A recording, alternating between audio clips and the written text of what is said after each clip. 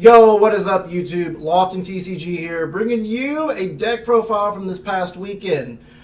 You guys might have noticed I don't have an intro in today because we're working on that, getting that a little bit updated, so I apologize, but I don't really want to keep it from you guys for too long. I also don't think I've introduced you guys to the mascot here, Kuroko. There was a cool anime that I actually ended up watching last year called Kuroko Basketball, and that is what this guy's named after. So, the weekend was pretty fine. We ended up driving up on Saturday and stayed in a hotel, the four of us. And then I thought my list was pretty good.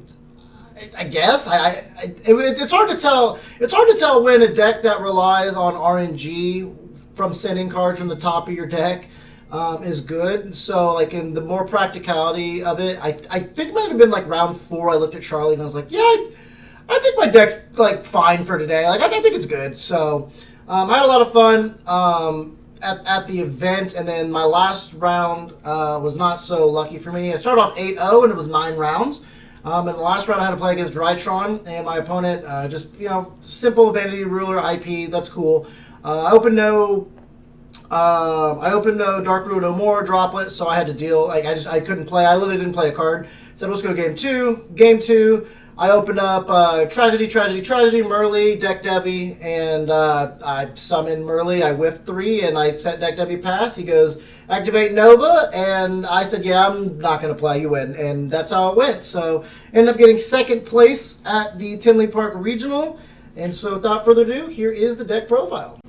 All right, and for those of you who don't know, the regional mat that they give away for top 8 this season is the Kurokara mat. This is the new card in Power of the Elements. It's a very beautiful mat, not so well that great of a card, but just going to go through the rounds that I had here first. Round 1 was Ignister. I beat that 2-1. My tournament was very, very difficult, honestly. Like, my opponent scooped game 1 when they had an Arrival Cyber on board, and I was out of my ways of outing it, and I don't think he knew that. And then round 2, I played against Tears. It was a 2-1. Round 3 was Live Twins. It was 2-1. Round 4 was Sprite, 2-0. Round 5 was Sprite, 2-1. Round 6, Stun Anti-Meta. Yes, this man literally summoned Fossil Dyna, set 2, pass, and then Mirror Forced me. I obviously didn't lose, but 5 other people did, so a lot of questions here. Round 7 was Sprite, round 2-1. Round 8 was also Sprite in a 2-1 fashion, and round 9 was Dryton, where I got 2-0'd. So here is the list. I went up to triple Aluber. Last week I told you guys I'm pretty sure the deck was insane. I just had to fix some of my ratios on things, and I could figure out how to play the deck a little bit more properly, and I think I did that this week. We kept with Triple Tragedy. Only bit me in the ass 1 time in 9 rounds. That's unfortunate. Drawing 3 of any card in your deck is generally not good. So, what are we going to do about it? And then we kept with the 1 ad libitum, so 7 Despia monsters. And then we kept with the Double Fallen of Albaz. I tried putting this card at 2 in some playtesting, and it just wasn't working out. There was just no way I was entering a tournament with just 1 of this card in my deck. And then for the tier monsters, just 1 Rhino Heart. He's not really the heart and soul of the deck. He's just a guaranteed for sure fusion that we're pushing for. He doesn't have the fusion effect on the mill, so it's not as prevalent for the deck to continue to spiral out of control. I also don't play any Exceed monsters, so level 4s don't really hold any relevance for me. But the best card, I think, is Sheeran.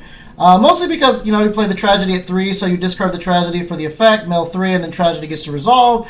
And you get to search your Aluber. So you potentially get to fusion summon from the graveyard if you hit something good, and then you get to trigger to search the Aluber, normal summon Aluber, get into your Brandon fusion. So that's why we play the high count of the Tragedy that have the higher chance of milling that to trigger that to get to Aluber. The deck is get to Brandon fusion as fast as possible. That's how we're going to do it. 3 Havness.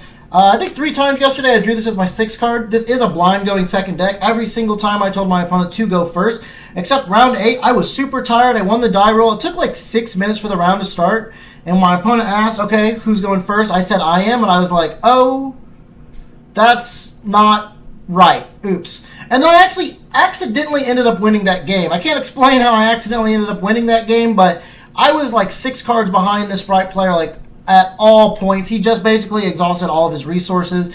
He was at 250 life points, and I had no cards in hand. I drew Foolish Burial. I Foolished a tier. He had a Zeus with 5 materials and a Hulk on board. He said that's fine. And then I sent a tier.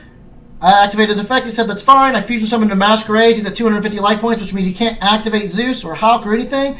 And I just attacked over Hulk for game. So that was, again, it was an accident. And then 2 Merly. I think I played 1 last week, but I went up to 2 because I wanted to have more graveyard effects to fusion summon. I think this is absolutely correct. This is not really a card that you want to see in your hand, more as a card that you want to search or mill to the graveyard. And then the triple King of the Swamp. I don't think this is negotiable. And if it is 2, but you have to play at least 2, I'm not comfortable with moving to 0. That's all for the monsters. Triple Field Spell. I only have this card up 3 times this past weekend. This card is crazy. I wish there was more ways to get to this card, honestly. It's a huge unfair advantage having this card face up. I'd probably say best card in the deck, but you know what is? Branded Fusion. Play 3 of this card, absolutely. We played triple Branded Opening because the name of the game is to get to Branded Fusion. All of the tiers trigger off of this. Tragedy triggers off of this. Absolutely zero reason to play this. No reason to play this card. Mill this card to the graveyard. Use this graveyard effect. I just don't know why people aren't maxing out on this. It's absolutely crazy.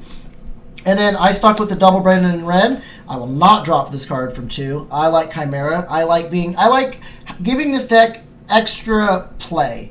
Like, if you go second and your opponent interacts with your normal summon Aluber effect, or normal summon Albaz, discard for cost or whatever, or if you Sheeran, discard a Tragedy or a Despia monster, whatever the case may be, this is going to be live almost all the time to dodge an interaction. And then I stuck with the Branded Lost. This weekend, it wasn't as powerful as it was for me last weekend. I'm starting to see that this card might work its way out of this specific build. Every time it was up, it felt like win more.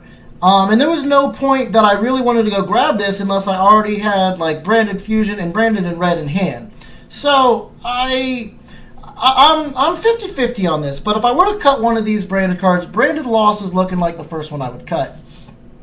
And then our going second cards, Forbidden Droplet, because we like cards that say our opponent cannot respond. So triple Dark Ruin No More, triple Super Poly. I want to have the highest chance of my opponent not being able to activate their cards, especially since I'm going second. I'm going to start my turn with 6 cards, have a higher chance of drawing one of these bad boys. And then I moved up to double Galaxy Cyclone in the main. I saw no problem with this card. I really didn't see it very much. I think I activated it twice and banished from the graveyard once, but it was definitely good in Game 1 situations. And then the one Instant Fusion, Terraforming, Called by the Grave, the Polymerization, and the Foolish Burial. And the one trap card, Solic. I think this is the best one. It searches a monster from the deck, so that's good for me. And the Effect Negate, like I learned last week, is permanent.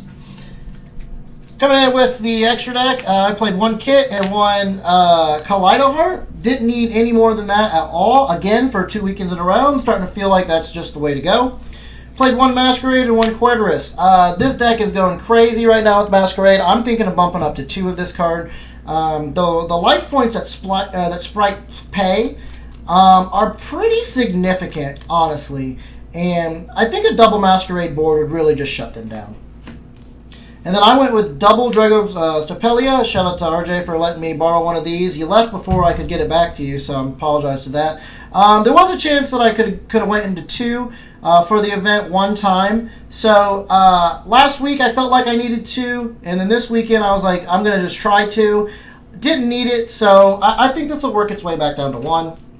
And then the Lubellion, Mirror Jade, Albalanatus, and double Albion, because we are playing a heavier branded package. The Lanatus can probably go, honestly. The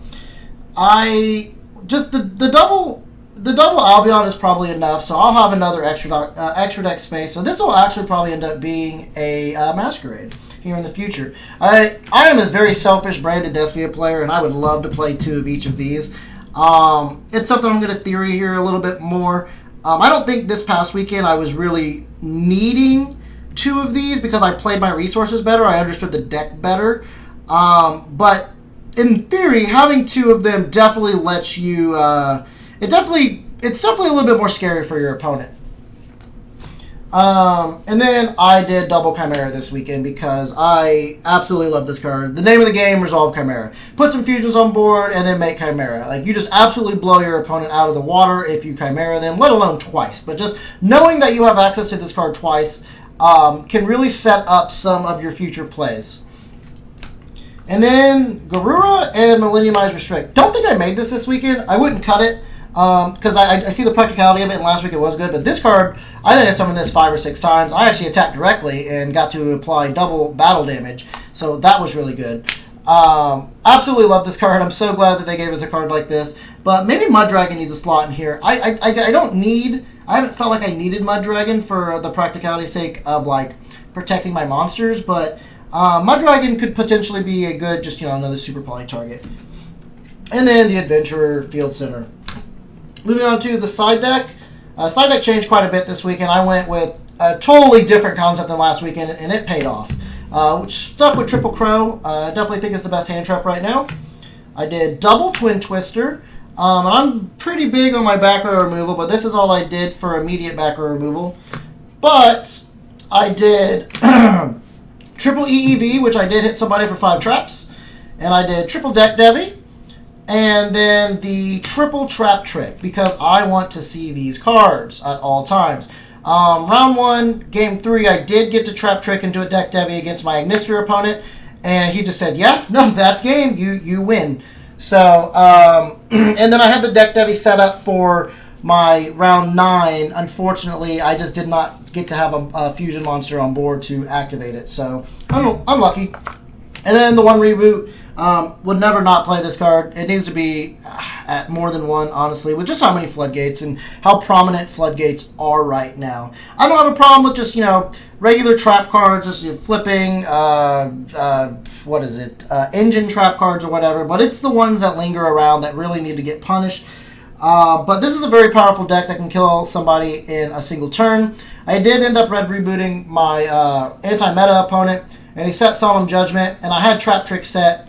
So I knew I needed a Trap Trick into an EEV, but I needed to get rid of his Solemn Judgment. So I had Brennan in red already, so I actually ended up making Chimera to pop the Solemn Judgment to make sure my EEV next turn would be resolving.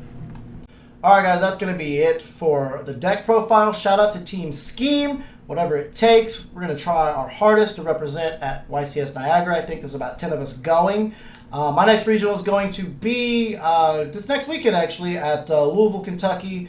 And then I think we've got Indy here in a couple of weeks. But super excited to start playing more and more and more. Shout out to Charlie. That's your boy, world champion.